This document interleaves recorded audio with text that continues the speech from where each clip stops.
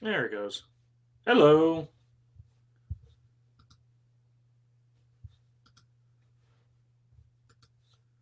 Okay, so let's start. It's going? It's going. Awesome. Okay, hey, it looks like it's going. I'm gonna try to pay attention to this and see when it's gonna end. But right now we've got a good connection on this. So I tried to do this yesterday, and because I'm trying to like learn a little bit more about Jitsi and how Jitsi works. And also at the same time, I did. I just kind of I'm working in the ski industry, and in Vermont, the ski industry's busiest season is the winter when all the skiing happens. Like it's been in the last month, so it's just been a little busy, and I wasn't able to give the proper care to this chapter like I wanted to. So yesterday, today is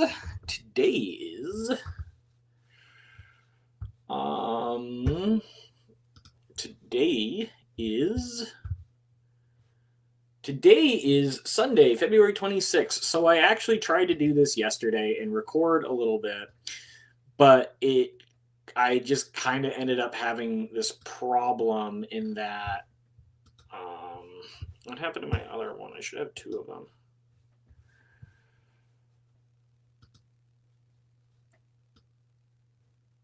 Right. Left. Okay, cool. So today is Sunday, February 26th. And yesterday was the fourth Saturday of the month, and I actually got on, and I have the notes from yesterday to prove it, but I actually did get on a little bit on Jitsi to sort of learn, to try to figure out how this streaming software worked a little bit so I could record some of what was going on and give myself to do notes. Um, it did not save my live stream, so that's fine. I'm going back over it. I think I know what I did wrong because now it is live streaming the way it's supposed to. So that's what my plan is to sort of record this a little bit and do this. So we're doing volume 1 of Induction and Analogy by George Polya. This was a book that the math group, that the Philadelphia Math Counts meetup started years ago. And as I was going through old meetup descriptions, because I was thinking about just copying and pasting an old description to the new one and just doing it that way, I was looking at what it was, and I do remember that way back in the day when CJ and I first started discussing this book and the possibility of doing this book, CJ was reading ahead, of course, and getting an idea of what needed to be done with it and was changing the structure for it, and started realizing that a lot of what was in this book, whereas the beginning was sort of was building off of what George Polya's other book, How to Solve It, had introduced, and that is how his method of heuristics and induction as a method of problem solving worked.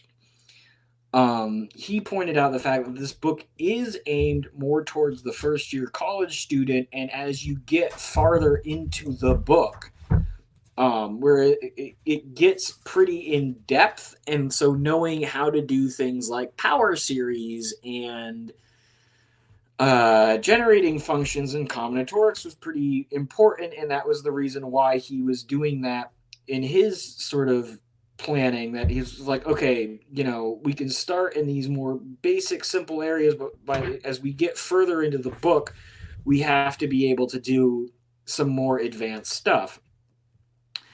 Of course, I haven't done this book, I think, since like chapter 3 or 4, maybe, because I moved out of Philadelphia and I started doing other things.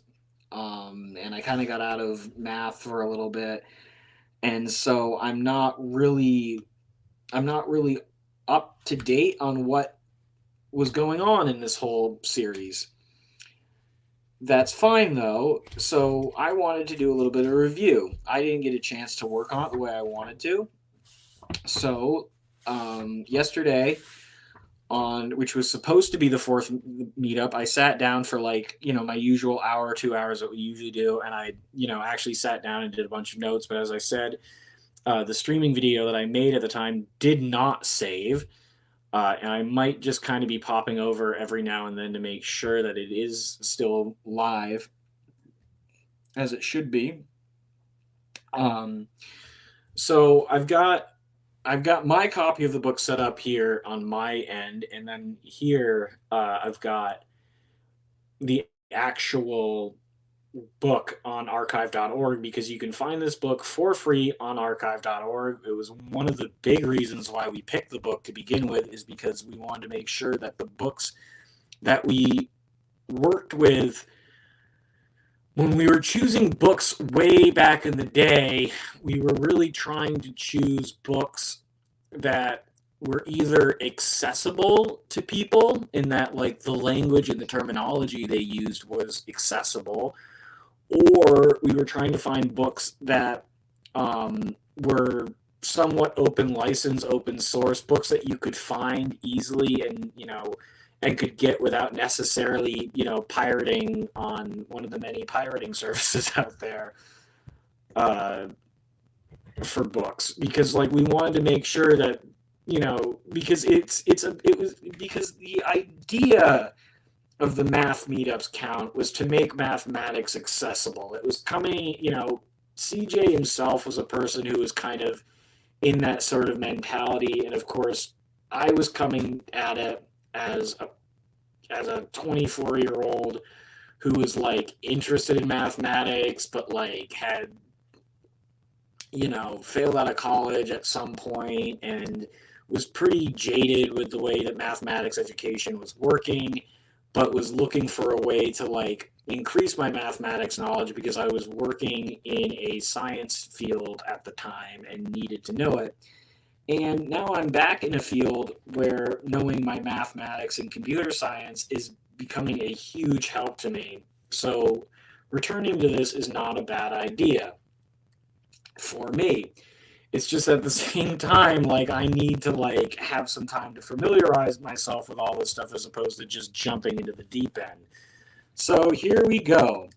Induction and analogy in mathematics. The first chapter is pretty simple if you haven't gone through it yet in some way or another. And of course, I'm going to have the chapter up on my right side here, and then I've got a whiteboard set up here with a pen tool for this. And I was playing around with this yesterday and like having fun because, of course, like I've got a drawing tablet because I am that type of dork. Honestly, like a little bit of knowledge of graphic design and media goes a long way in any field of endeavor, is something I tell my team all the time. Because it's just true. And of course, I do like their whiteboard setup. It's actually quite nice. Anyways, so here we go. I'll be keeping track of what I'm doing over here and as we follow along. With what he's talking about. Okay, so the first section he's got here is this quote from Euler. The great Euler, get used to his name if you decide to get into mathematics, but it sort of gives an idea of what he's going for, and that is pure math as a science. And if you're curious what I mean by that, of course, it says it right here in the section where it will seem not a little paradoxical to ascribe a great importance to observations, even in that part of the mathematical sciences which is usually called pure mathematics, since the current opinion is that observations are restricted to physical objects that make impressions on the senses. Observations made on, observations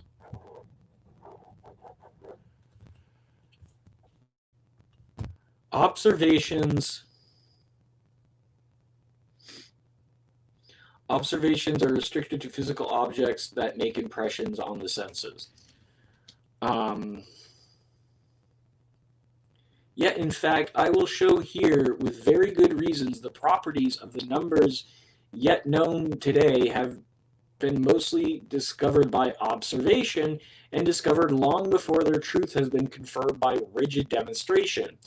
There are even many properties of numbers which we are well acquainted, but which we are not yet able to prove. Only observations have led us to their knowledge. Hence we see that in the theory of numbers, which is still very imperfect, we can place our highest hopes in observations. They will lead us continually to new properties which we shall endeavor to prove afterwards. The kind of knowledge which is supported only by observations and is not yet proved must be carefully distinguished from the truth. It is gained by induction, as we usually say. Yet we have seen cases in which mere induction lead to error. Therefore, we must take great care not to accept as true such properties of the numbers which we have discovered by observation and which are supported by induction alone. Indeed, we should use such a discovery as an opportunity to investigate more exactly properties discovered and to prove or disprove them. In both cases, we may learn something useful. So he's talking about the idea of observation, us gaining knowledge from our observation of an object. And we're going to go through more and more in this chapter is numbers as an object.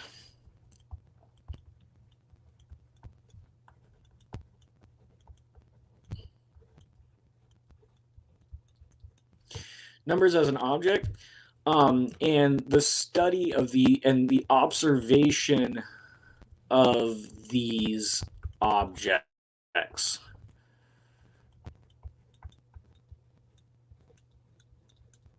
In that, of the objects and the relationships. Observation. Oops.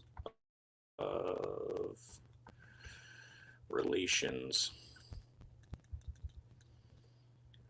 And so, of course, as we go through, as we're going to go down a little bit more, he's kind of talking about. He starts to talk about this great quote, which I wrote down in my notes yesterday, which is experience modifies human belief.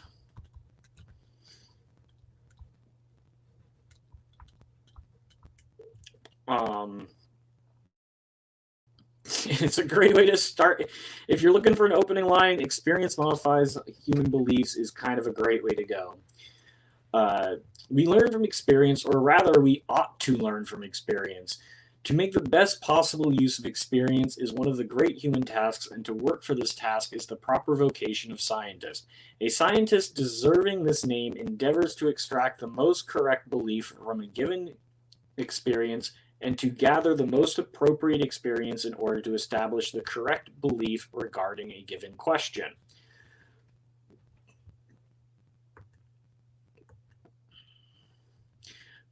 The scientist's procedure to deal with experience is usually called induction. Particularly clear examples of the inductive procedure can be found in mathematical research. So it's in his argument for this book is he's showing us how to math research. And the beauty of learning this method is that within it is the concept. The beauty of this method is that within mathematical research, or his, or more importantly, like how he decides to discuss it, is the concept of how to explore and abstract findings, which honestly is super important. Which is super important for learning just how to research in general. And so of course his first part there is just sort of giving us just a quick introduction of it, and just a great little idea on like why the mathematician should be a scientist, and should study. But of course, what he's hoping to show us is how to use mathematical induction as a way to solve problems. Click, you bastard. There we go. There might be some blue language in this. We're gonna see if I'm actually gonna take any of that out. So in section 2,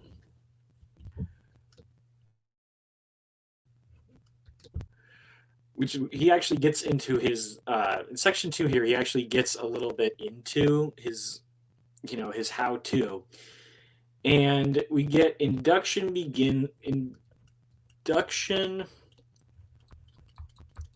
often begins with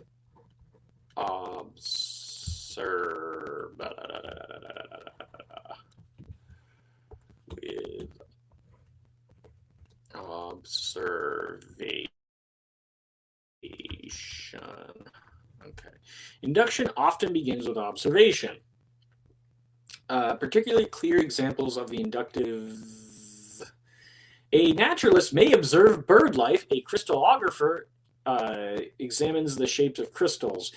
A mathematician interested in the theory of numbers observes the properties of the integers 1, 2, 3, 4, 5. So, I mean, if I'm getting my nomenclature correct here, we would say he's giving us a set of real numbers with 1, 2, 3, 4, 5, which goes all the way up to x sub n. Thank you. Why is it tilted like this? Because I don't know. I always tilt my writing. This is my my hidden shame. So we'll go through it a little bit, or there's how he does it, but of course what he's sort of encouraging us to do, and when I got really off track yesterday when I was doing this the first time in my notes, is he's sort of encouraging us to actually explore the relationships of numbers, and which we can do things like 1 plus 1 equals 2, 2 plus 1 equals 3, 3 plus 1 equals 4. And exploring relationships of numbers like this is great because we're finding out the properties of said numbers. And he's not just talking about in terms of doing something basic like that. He's even telling us to take giant leaps and steps and go, what if we do something like that? Or what if we do something like this, right? What if you try to do something like that, but not just kind of go ahead and just go willy-nilly like I'm just doing here at the moment, but actually trying to discover what he's calling he calls conjectures. What we're not just looking for the sake of looking, we're actually looking for conjectures, or these we're looking for patterns. We're looking for patterns, and these patterns are allowing us. Patterns help establish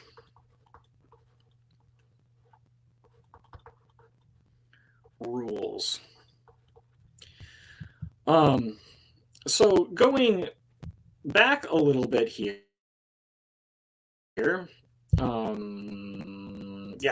going back a little bit here, because I was kind of playing around with this yesterday with the idea of like, what are real numbers, sets, countables, and blah, blah, blah, blah.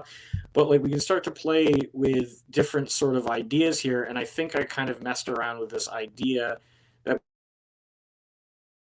we can do something like 1 plus 2 equals 3, 2 plus 3 equals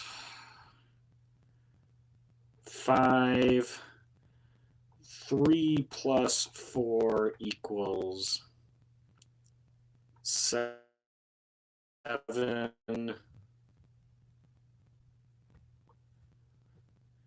And then I kind of started playing around with the idea of like, well, let's set up a rule for that. And so in this case, we kind of get a bit of a rule of n plus 1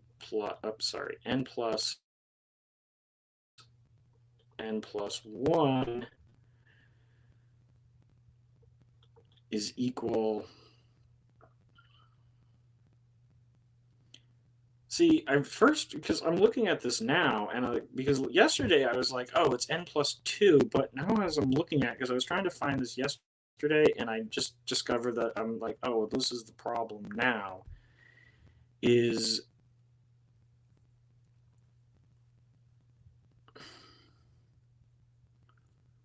because it does not give us, because this here is not n, this is n plus 3, of course, which is right, which is n plus 1. Duh. Okay. So, which is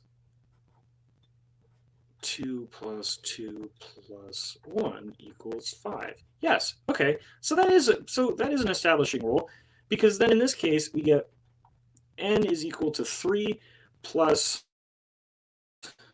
1 is equal to 7, which gives us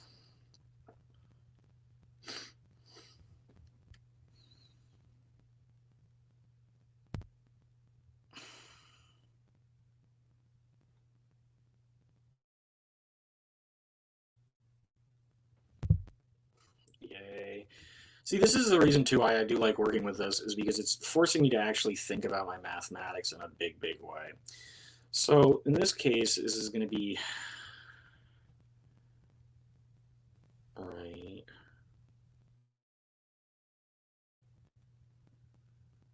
This is, I'm sorry, I gotta stop. This is a good idea, but I gotta stop streaming. How do I stop streaming?